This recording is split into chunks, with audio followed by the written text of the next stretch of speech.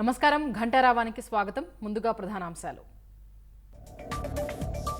తెదేపా నేతల్ని గృహ నిర్బంధం చేసిన పోలీసులు. చలో మార్చర్లకు పిలుపునివ్వడంతో ముందస్తు చర్యలు.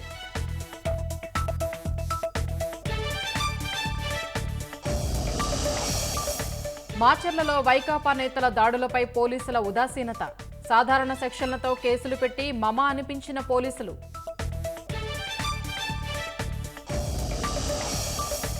కోడుమూరు ప్రమాదంలో 2 చిన్నారుల మృతి, మరో 40 మందికి గాయాలు. అతివేగమే కారణం.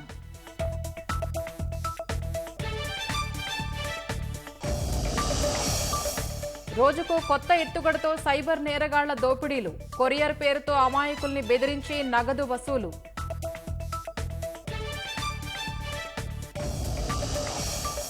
కేంద్రంలో ఏర్పడే కొత్త ప్రభుత్వానికి ఊరటనిచ్చేలా ఆర్బీఐ ప్రకటన.